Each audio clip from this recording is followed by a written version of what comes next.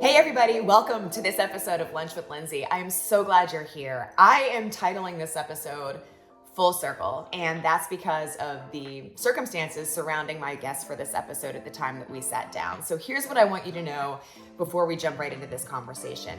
My guest of this episode is 12-time NBA All-Star Chris Paul, and I've been a fan of Chris's for a really long time, not just because he's electric to watch on the basketball court, but because of the person he is. He is a father, he's a husband, he's a brother, he is a leader. He's one of these guys that whenever he goes to a different basketball team, and now he's on his sixth, he's one of the guys that brings the group together. He is known as a leader in the locker room. But beyond that, he's also, for several years, he held the position of the president of the NBA Players Association. So that shows you how much people respect him. Chris wrote a book. The book is called 61, and it's really a story about his life, how he grew up in Winston-Salem, North Carolina, the things that shaped and molded him. But it's called 61 because it circles around the story of his grandfather, whom he called Papa Chili. And Chris weaves in stories of how his grandfather owned a service station and the lessons that taught him. But there's also tragedy involved in this book. And what you'll hear in this conversation is Chris talking about some of those experiences, the way that he weaves in the tragedy of losing his grandfather the day after Chris signed to play at Wake Forest. It's so impactful, and there are so many things to pull out of this story because Chris talks about fatherhood, things that he's learned. He talks about basketball and has a lot of lessons for how he grew up playing and things that he does now as a parent, but it's masterfully done.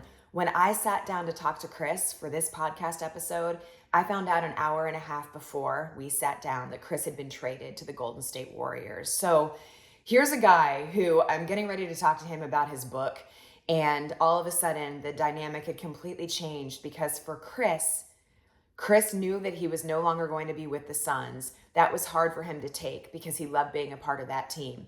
When he found out he was traded to the Warriors, it was an opportunity for him to find the one thing that he's never been able to achieve, and that is winning a championship. So we begin this conversation where I'm talking about a part of the book I had read where Chris had said at one time in his career, there had been an opportunity for him to go play in Los Angeles where he was going to be traded to be able to play with Kobe Bryant, and how much he wanted that opportunity, but the trade was blocked. So I was asking Chris, finding out that he was going to the Warriors, and keep in mind, this was still so fresh for him.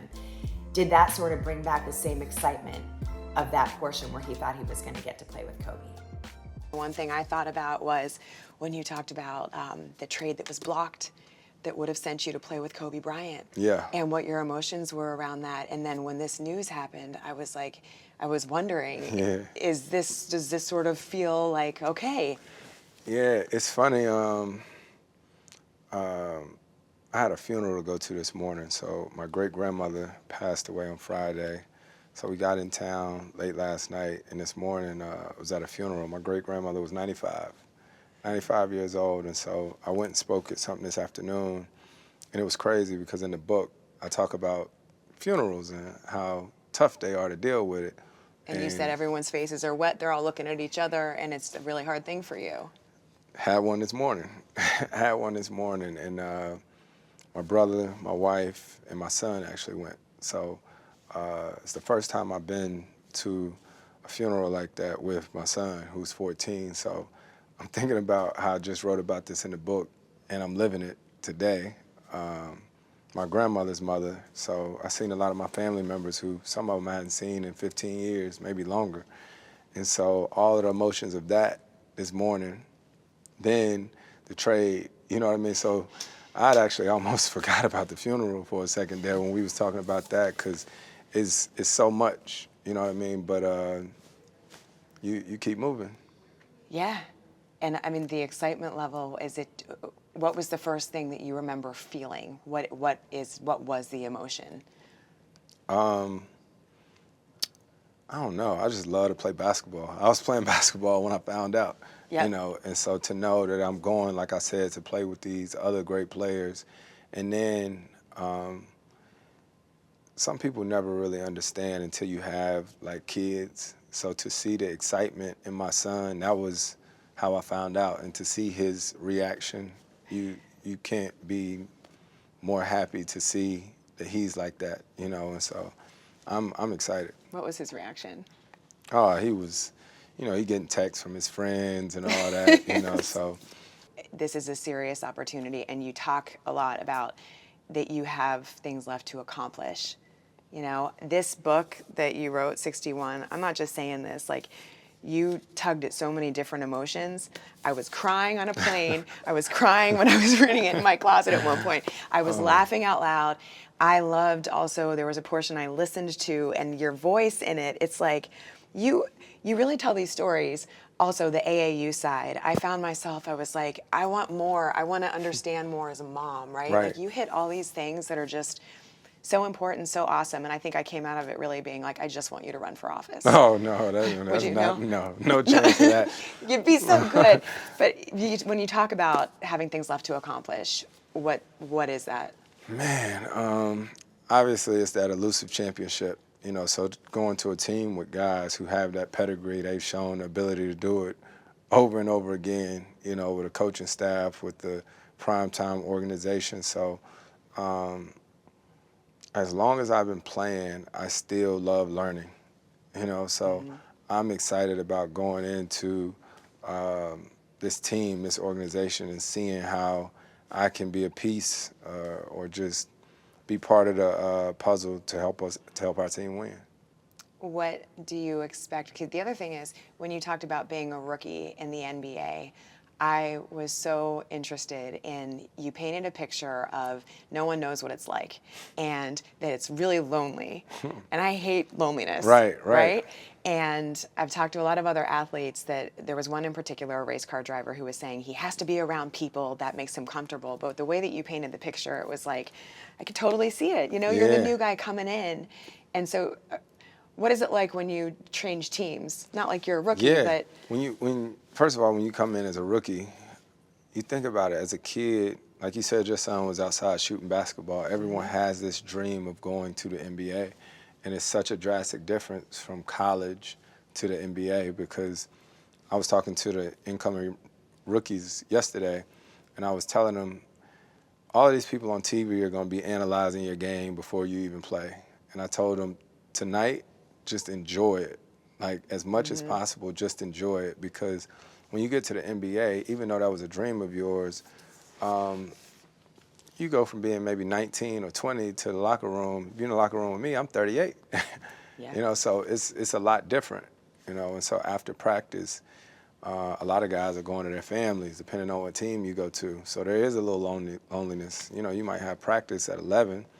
You get to the gym at like 9:30, practice over about 1:30. What you got to do for the rest of the day? Yeah, to your point, they have families, a lot of them, right? So Yep. you're just like kind of Yep. chilling. But when you're a rookie and you're young, you might not have a family. You know, it may just be you, you. And so it's a lot of idle time. So you got to try to fill that up. I liked the theme of mentorship too, and really finding people, because I think everyone can relate to that, no matter what age you are. Right. Right. So when you think about personalities on a team too, what have you learned about how to make chemistry as fast as possible? Yeah, when you're trying to make chemistry as fast as possible, the only thing you can do is build trust. And the only way you can do that is with time. But I think where sometimes teams mess up is thinking that everybody has to like each other, right? Because that's hard. You know, some people are going to be into this, some people are going to be into that. But what you got to do is try to make sure that everybody respects each other. You know, maybe not necessarily like each other, but make sure you respect them. And then you don't want to let that guy next to you down. So if you can build that up, then that'll supersede anything else. The book that you wrote, 61, is about your grandfather, Papa Chili, and Wake Forest, which, by the way, what is it like for you? I mean, it took you like 10 minutes to get through the door, right? Yeah. People stop you everywhere. Yeah. What's it like for you to be back here? Oh, man, it's nice. Wake Chapel, man, this is such a unique place for me, because this is where like freshman orientation and all that stuff was. And I hardly get home. You know, I got here last night and I leave tonight to get to Atlanta. So there was so much that I try to cram in and see family and work out and be at my gym. And then, you know, it's always nice to be home. A lot of times I wish it could be longer, but just like everybody else know, life is happening. Got to compartmentalize. Yeah. Make the most of where your feet are. Exactly. Right, at the time. Exactly. So your grandfather, I know on signing day, when you committed to Wake Forest, that story of your grandfather giving you his Wake Forest hat. I loved reading it, but I would love to hear you just share it because I think it was such a great moment. Yeah, so my grandfather's service station is probably about 10 minutes from here. Really? Yeah, it's about 10 minutes from here. So when I say like this is home, this is home. Like his service station is probably about 10 minutes from here. And then Winston-Salem State University is about 10, 15 minutes away from here. And so, November 14th is the day I signed my letter of intent, because my high school is probably about 20, 25 minutes away. And so everybody was at my high school, and I signed my letter of intent. My granddad took his hat off and gave it to me. And then it's still so weird to me that my parents didn't go with us that night. It was just me and my granddad. So right up the street right here is the LJVM, the Lawrence Joel Veteran Memorial Coliseum. Me and my granddad went to go see Wake Forest play on the 14th. And that next day, on the 15th, is when I got the news that he'd been murdered. Yeah, so everything was, right around here. When you think back to that time, now that years have passed, I know that doesn't take the pain away, but what do you think of?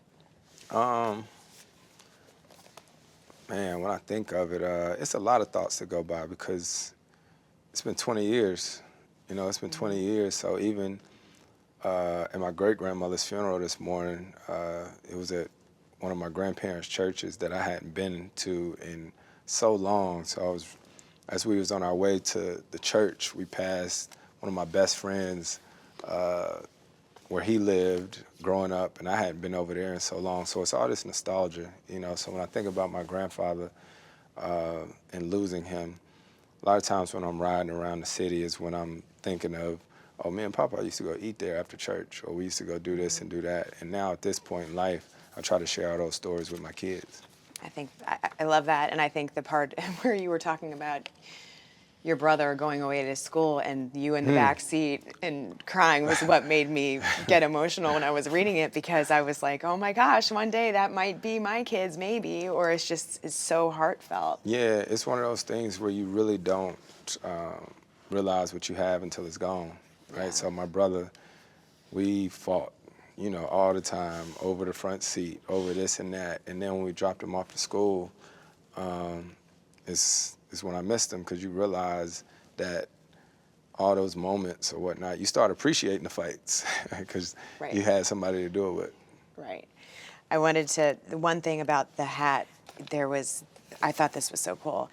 You said right after I signed, Papa took his beloved Wake Forest hat right off, and then you shared what he said. He said, Christopher Emmanuel Paul, I will remember this day for the rest of my life. Yeah. Wow.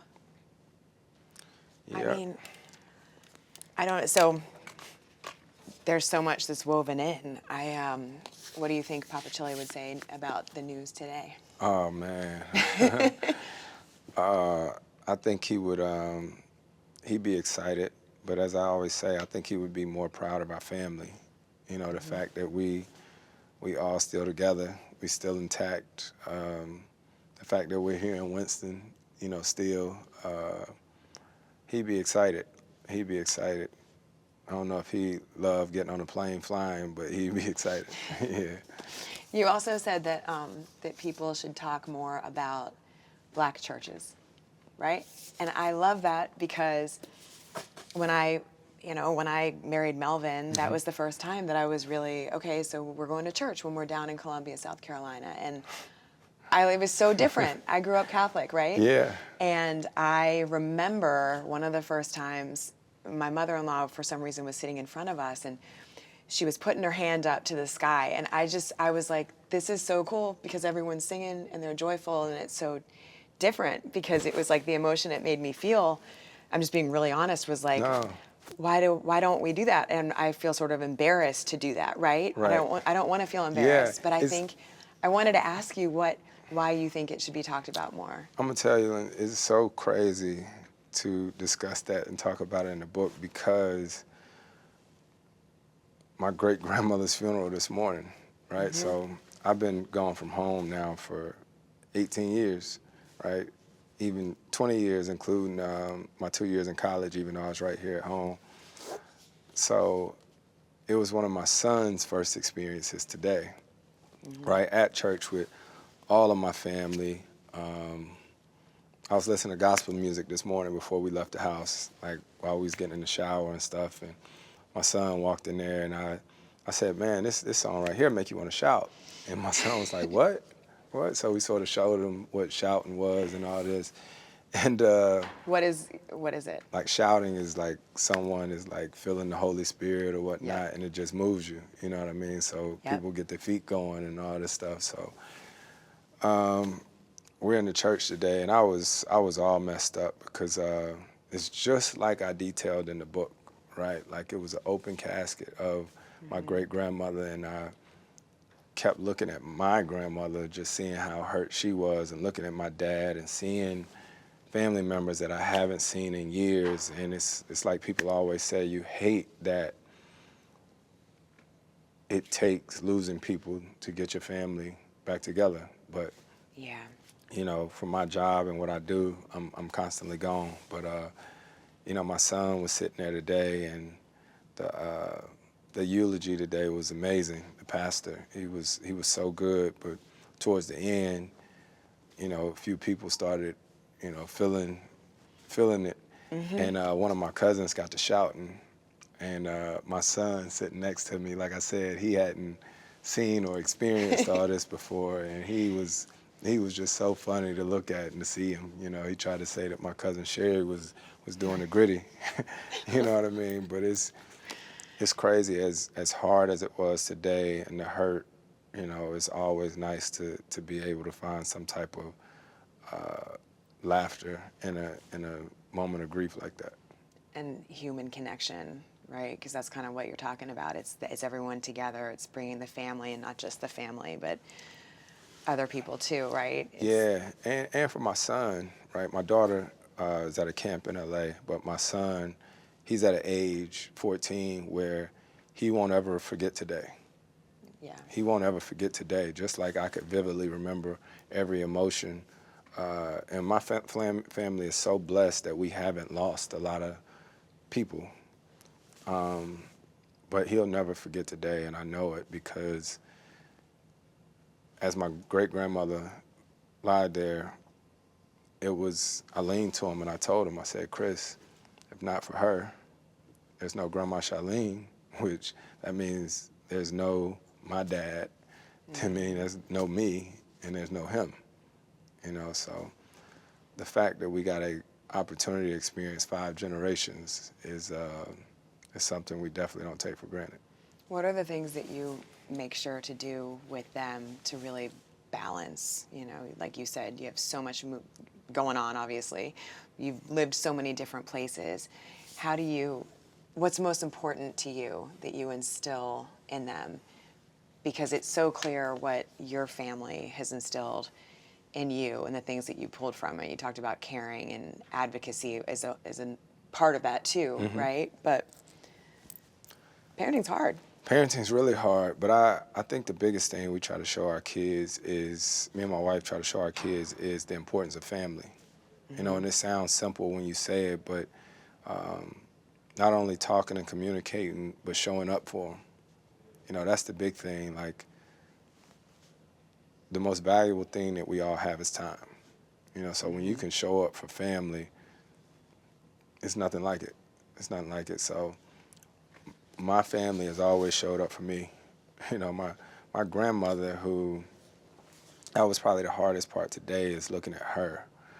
Because my grandmother, she's always shown up, you know, always. I mean, all of my family, my granddad, everybody, you know, my grandma, I mean, she watches every game that I play. You know, even when I played in LA with the Clippers, and it's 10 o'clock here when my games start. Yeah. My grandmother texts me or call me after every game. Every single Every game. game. And what would she say? I mean, sometimes Granny called me before before Coach even brought it in. You know, sometimes I have to answer and be like, Granny, let me shower first or something, Granny. But, you know, I just appreciate her because she is my grandma at all times. No matter if I was 8 years old and now at 38, she's still my grandma. Yes. Yeah. I know. My grandma's 95, and the other one's 92. So I know. And I think it's, you know, it's hard no matter what, right? But there's something too about the longer you have them, right? It's like you have more of those memories too. So now this is great because you're such a storyteller.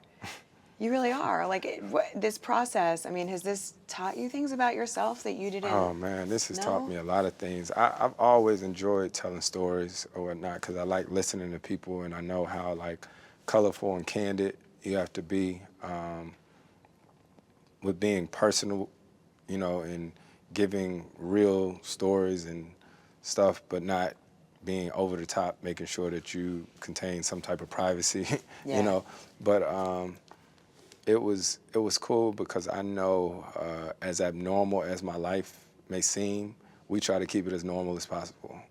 Yeah. And so to tell those stories that I know a lot of other people go through or deal with, it's cool because throughout the entire process of me and Jess, like this version And Jess is your agent, who's awesome. Jess is amazing. So Jess, you know, we have a deadline, so they be like, we gotta have this, and I'll be like, man, can they give us a few more days? Can they give us a few more days? Can we get one more week? But Why was it just like you weren't in the zone with it, or was it just a lot to get done around other things too? yeah, to get done around Okay, other things gotcha. too. But having it finished, you know, when you finish it and you get it, you're like, oh man, you got a book. So then the nerves and the anxiety come when people tell you they read it, because now it's like, what'd you think? You know, Right.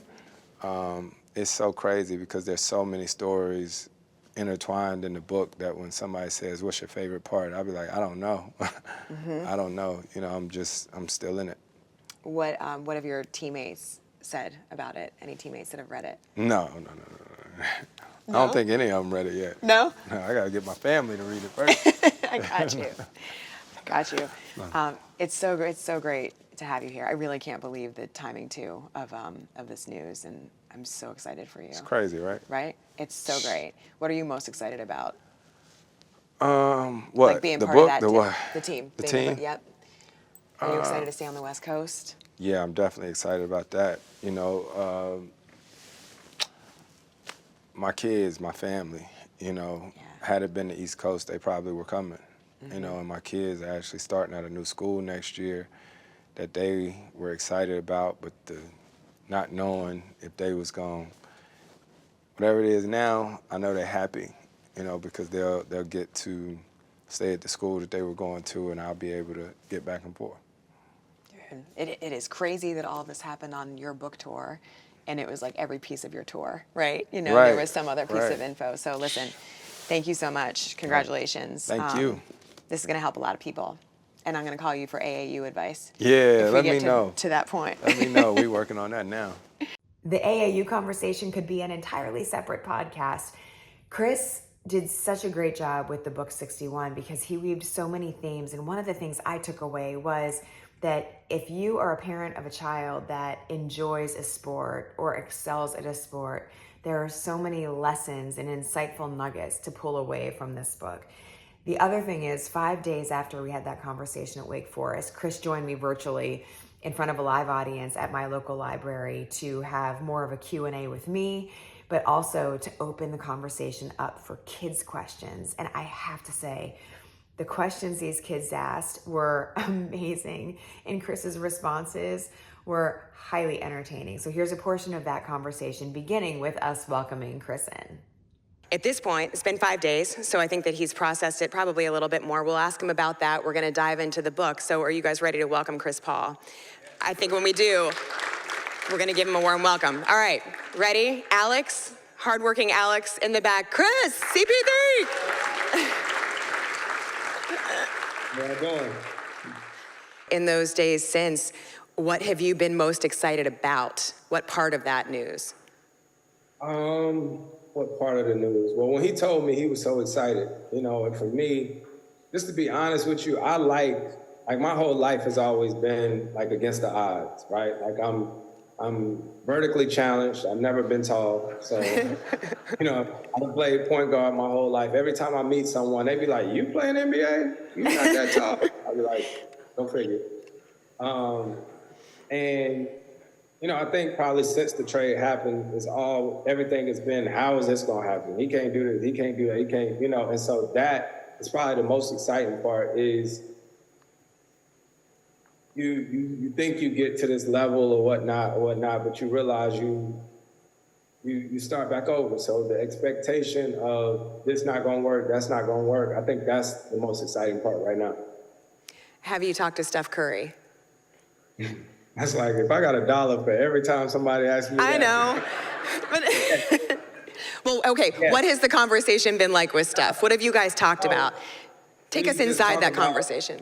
Well, what we talked about the other day was where I'm gonna live. It's like actually really simple. And I'll tell you this, like before Steph's rookie year, he spent the summer traveling with me and my family. You know what I mean? Like working out and training with me. Like our parents are close. Steph, my wife, because I was somewhere playing or something, my wife went to him and Aisha's wedding. Him and Aisha was at my wedding. So this isn't something like we don't know each other. I think it's cool that you're going to be, starting to establish camaraderie. And I know that's something that, like you said, you know all those guys anyway, but you're so good at that part of it. And a lot of those lessons you learned from your grandfather, and your family. You're very open about that in the book. Can you tell the group here what you were like as a kid and what some of those lessons were? What was I like as a kid? Let my parents tell it, I was bad. I was bad. I was getting butt whooping after butt whooping growing up. But that was probably just from my curiosity and just, I was the younger brother and had the older brother. And I wanted to do whatever my brother was doing, right? So if my brother was going over his friend's house, I wanted to go too. When you're the little brother, you don't realize that all his friends wasn't necessarily my friends, but you couldn't tell me that. And so the other thing about my brother's friends was they always told me what I couldn't do, right? So that motivated me. Like I talk about it in the book, I was a diehard UNC Chapel Hill fan as a kid, right? Diehard Carolina fan. And all my brother's homies used to tell me, man, you ain't gonna be able to go there. You can't do that, you can't do that. And every time I'd be like, watch this, watch this. So that's sort of just been my whole, sort of MO my entire life is trying to overcome what everybody else says is not the norm. What were the key things that your grandfather really instilled in you? Right, so one of the key things that my grandfather instilled in me was hard work. And it sounds so simple, but I think a lot of times we always look for people to tell us things or to give us advice, but my granddad showed it. Right? He didn't talk to us all the time about this is what you need to do. We just saw it. We saw the work every day. He was opening up the service station and then he would close it down. And it's so crazy, like in life, when you think about work, when you think about prioritizing family and like vacations and stuff. My grandfather never took a vacation, right? And I'm not saying that that's a good thing, bad thing, whatever it is. I just know that the one time he actually went away, and you don't think about it as a kid, the one time he went away, it was when my grandmother got diagnosed with lung cancer. And I remember we went to Orlando, Florida to go to Disney. And I don't know, it's crazy, I'm thinking about it right now because I'm picturing it. Like as a kid, it's gonna sound so crazy, so please, no disrespect, but my grandmother at this time was like in a wheelchair, right? So we got to go to the front of all the lines or whatnot. So as a kid, you're just like, ooh, we get to go to the front of the line, not realizing my grandmother got lung cancer here, But when we went on that vacation, that's the only time my grandfather had ever went away with us. And I think he was realizing that maybe he shouldn't have worked so hard and enjoyed more times, but on the other side of it, he knew he had to work to provide for everything else that was going on. So I don't know, it's amazing how life comes full circle. And one of the things or someone want to clap? It does feel like you should clap, right? You talk about him not getting to go on vacations, and the one thing that I realized from your book is, you gave him a huge blessing because the last time that you saw him was on your signing day at Wake Forest, right? So, and I think that that's so incredible the way you talk about that. Do you mind sharing that story? Yeah, so November 14, 2002, I'll never forget it. That was the day I signed my letter of intent to go to Wake Forest.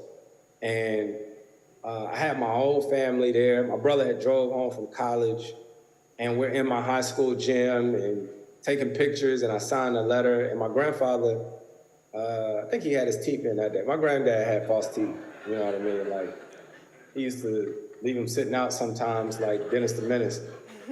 But it was my granddad, I loved him. And so after I signed my letter of intent, he took his Wake Forest hat off and he gave it to me to put on. And I put the hat on, and I remember just feeling so proud. And the hat kind of smelled like cigarettes or whatnot, just because it had been on my granddad. And that picture that they showed of me and my granddad, that was in the parking lot of my high school, right? That was that same day. It was the last day I was with him. And then that night, and it's crazy how God works, that night, Wake Forest had an exhibition game. And so I went to the game with my granddad, just me and him. My brother drove back to school. My parents went home, and just me and my grandfather went to the game that night and just enjoyed it. You know what I mean? We laughed, got French fries and food, watched the game. And then after the game, when my grandfather took me home, I always told him every time he dropped me off, and I still do this to this day, whether it's my little cousin when she goes home, whether it's my mom or anybody, I always say, call me or text me when you get home. Call me when you get home, just so I know you're okay. And so I told my granddad, I said, hit me when you get home, love you. Not knowing that would be the last time I talked to him, right? And so that very next day, on the 15th, is when I was at our high school football game, and I got a call from my brother who said he was coming home because my granddad was sick. And I was like, how he's sick? I was just with him yesterday. And that's when I found out. My brother didn't tell me because we didn't tell him till he drove all the way home. But that's when I found out my grandfather had been murdered. And that's the part that always just set me off, is when you have a loved one, you would rather know that they passed away in their sleep or something a lot more peaceful. But then knowing that he was tied up and beaten, that was the part that messed me up for a while. Well, and it was a few days after that, and I know in the book, it's so, that whole part is so compelling, and even though you know that that's what the story is about, I think the way that and I know you worked with Michael Wilbon on this book, the way that they go back and forth between the time and even the different eras of your life is incredible. And so, but when that part finally hits, it really hits. And you had the game of your life in high school. Just a few days later is when you scored the 61. Can you walk us through what that moment was like at the end of that game? Right, so November 19th was the funeral, and on the 20th was the first game of my senior year. And all my family, everybody was in town. We couldn't even have my granddad's funeral at our church because it was too big. So we went to the biggest church in the city to have his funeral, and that game, it's still like a blur. And I still have the basketball from that game. It's in a case, in our trophy case at my parents' house, my most prized possession. But my career high up to this point was 34. 34, so in this game, and parents that's in here or whatnot, or kids, tell your parents to always videotape or film your games, because my dad got every game that I played in. And so we still have this game. And it was just so crazy how I felt like I could make everything, and I was driving and scoring. And when I had 59 points, I drove and I shoot a floater and I get fouled. And so, of course, in my mind, I know that's 61, but it was an and one. And it's crazy, like I said, that was 20 years ago to think, I don't even know what I was thinking. I knew that I didn't want any more points. So I walked to the free throw line and I just threw the ball out of bounds and I walked off the court and fell into my dad's arms, because at 17 years old, who would have known that 20 years later, I would have been blessed and fortunate enough to play in the NBA for as long as I had. So at the time, that was it for me. I was like, I literally fulfilled my dream and my purpose here for doing this for my grandfather. Wow. And when you say it like that, not just to continue and do what you're doing in the NBA, but now for it to come full circle and to have the opportunity that you're about to have, right? That's pretty incredible. You talked about, once you got to Wake, Coach Skip Prosser being one of the greatest coaches that you ever played for. What were some of the lessons that you learned from him? Because I bet that a lot of folks in this room have heard similar lessons, but they're very valuable. Yeah, I'll tell you, and that's why it was so cool to write the book, because so many things happen in our lives time and time again. And Coach Prosser, who's one of the most three influential people in my life, right? Unbelievable. And I lost Coach my second year in the NBA, right? And that was a tough day because I only played for Coach Prosser for 2 years. 2 years, and to see how much he taught me just about being a man, not about being a basketball player. And having 2 kids now and seeing the way that some parents are with coaching is interesting to me, because coaches are important, good and bad, right? You can learn from bad coaches too. And you have to allow your kids to be coached. Because Coach Prosser, I used to walk into his office after practice. And like I said, I'm very visual. I would walk into his office and he'd be sitting there writing letters to other players, other students, because colleges recruit over you, all right? So just know that. When you get there and you think you're the best thing since pants with pockets, they trying to figure out who's gonna replace you, right? So Coach was in there writing letters, and I'd come in after class, in between class, and I'd be like, Coach, what's up? He'd look up, he'd be like, nothing. He'd say, how you doing? And I'd say, I'm good. And he would look up to me and roll his eyes, and he'd be like, I'm well, right? So I'm at that point in my life, and been like that for years, that anytime somebody says anything to me, it's I'm well. If somebody says I'm good, then I'm like, who are you, and why haven't you been taught, right? And not only that, it was different things he used to say. He used to say, if you can't be on time, be early, right? He used to say, never delay gratitude. And one of the other things that he said, don't be a 2 to 6 guy, be a 6 to 2 guy, right? So our basketball practices in college would be from 2 p.m. to 6 p.m. And he would always say, we know what you're gonna do from 2 to 6, but the only way that you separate yourself and become a better player is what you do from 6 to 2, right? And so when you're in school and you're hearing this over and over, you're probably like, man, I wish he'd just stop teaching and talking to me, until you get into real life and you're like, man, this whole time he was teaching me more than how to be a basketball player. But it's like you say, if you learn how to be disciplined in this, then it will translate to that. So, how much do you think kids should be playing basketball? How often should they be practicing? That's a good question. That's subjective, depending on who you are, what they do. But it's not just playing basketball. I think kids should stay active. Like, as much as possible, be outside, play, get away from them screens sometimes. And that's just what I believe in, because, I mean, like I said, I'm a real parent. I have kids. And I used to go crazy on my son all the time when he wanted to play 2K and all this, because I used to be like, do you want to be nice in 2K or do you want to be nice in real life? I know I used to have to ride in the car with my parents if we were going on a road trip, and I would have to sit and look out the window, right? I remember those days. Yep. Like I would have to sit and look out the window, and that's actually when I actually had a chance to dream, right? We realized that we don't even give kids the opportunity to dream sometimes. Like when you're looking out the window and all those trees passing by, you would just find your mind and your imagination somewhere. And I think that's so important, so important. I love that. You're such a good storyteller. I remember looking out the windows, especially if it was night, because my parents would always drive us 4 hours to Pennsylvania, and we would see these houses with lights on inside, and I was always like, what are they doing in their house, you know? But it's that imagination. It's where you just wonder, and I'll tell you my biggest pet peeve, and I'm sorry that the kids in there or whatnot, but the parents. And one thing my son know, I do not rock with.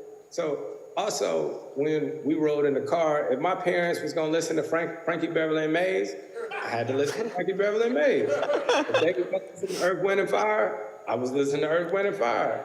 Nowadays, you'll be in the car with your kid, and they will sit there with an AirPod on. I'm not going. No. I'll be like, take that out. What are we doing? If you want to listen to something, we gonna listen to it. But there's just the connectivity that I think sometimes gets lost. Kids, when you have a question, if you could say your name and say your age, please, before you ask your question, just so Chris has an idea of who you are. Hi, I'm Timmy. I'm 9 years old. What's your favorite thing to do at practice? What's up, Timmy? So Timmy, my favorite thing to do at practice, I love practice or whatnot, but to be honest with you, like once you get in season, you sort of just going over things and scouting other teams. My favorite thing to do, is I love competition. So usually after every practice, especially the past 3 years, we would have a shooting game that we played. Me and Devin would play, KD played with us when he came to the team, but that's probably my favorite time of practice is getting to do this competition shooting stuff against, the best players in the world. My name's Carson. I'm 10 years old. If you're losing like 25-7, how would you prepare yourself or get back into a good feeling to win? That's a good question, Carson. So first and foremost, you always got to think like this. Just as easy as you got down 25-7, you got to believe you can get back up 25-7, right? You got to be able to know that you can make up that difference. And it's crazy. A game in the NBA, right, is 48 minutes long. And the first 3 quarters could be ugly. But before every 4th quarter, I make sure I go into the huddle with my teammates, whether we up 18 or down 18, and I'm like, 4th quarter. Because everything else in the game didn't matter except for this 4th quarter. And real quick, I'll tell you, when I played for the Clippers, we were down 27 points against the Memphis Grizzlies with 9 minutes left in the game. Hear me? 27 points with 9 minutes left in the game. Like by that time, everybody probably had turned the TV off. But if you don't believe, then why is anybody else gonna believe? And that's part of leadership. Like you gotta make sure that the other guys on your team on that bench believe that you can come back. Thank you. No problem. Hi, my name is Giorgio. I'm age 10. My question is, what age did you start liking basketball at? Yeah. So I don't know about you guys, but when I was a kid, you start to learn that you sort of like whatever your parents like, right? My dad was a huge basketball fan. He was a football fan. My dad was in bowling leagues. That's why I bowled. So I was 4 years old when I started playing basketball. My dad was on all these men's leagues, and me and my brother would go watch him play. But I loved football too. I love football more than I love basketball to begin with, but I found my passion in basketball. Thanks. Hi, my name is Connor. I'm 9 years old. And what sports did you play when you were a kid? Man, good question, Connor. Like, y'all got some journalism all in you guys. So what I played when I was a kid, and I'm still mad at this to this day. I was so mad at my parents about this, but they did what they could do. So I played 1 year of bat off the tee, right? And then I played football and basketball. So I never got to play coach pitch or any of that. So 1 year, me and my brother both played 3 sports. And then after that season, my parents said it was too expensive, and they said they were running around too much because we didn't have other people to help. And that's why I appreciate my parents so much, because they were working and still found a way to get us here and get us there. My dad coached. My mom would be the team mom, bringing drinks and stuff. Like, they just found a way. So I played baseball, football, and basketball 1 year, and then they made us choose 2 sports. So baseball was out of here. Thank you. Hi, my name's Erin. I'm super small and I love basketball. Nice. So, when you were younger, were you small? And I'm trying to make the NBA. Do you think maybe that's like possible? Listen. First and foremost, don't come try to take my job. That's what it sounds like. But it's funny, man. I wrote a children's book called Never Too Small to Dream Big, right? And I would never say that you're too small, right? I would say this, and I think it's in the book, but my college coach used to say, everything is as easy as A, B, C, right? There might have been a lot of basketball players who were better than me or whatnot, but first and foremost, the only way you're gonna get an opportunity to show somebody how good you are is A, academics, right? Like school. Like, schoolwork is real. Like, you gotta pay attention in school. Like, A is academics, B stood for basketball, and C stood for character, right? So at the end of the day, you're only gonna get out of it what you get out of it, what you put into it. So it's a lot of work. It's a lot of work, but it's fun. It's fun. So good luck with that, man, and hopefully I'm still here when you get here. Not happening.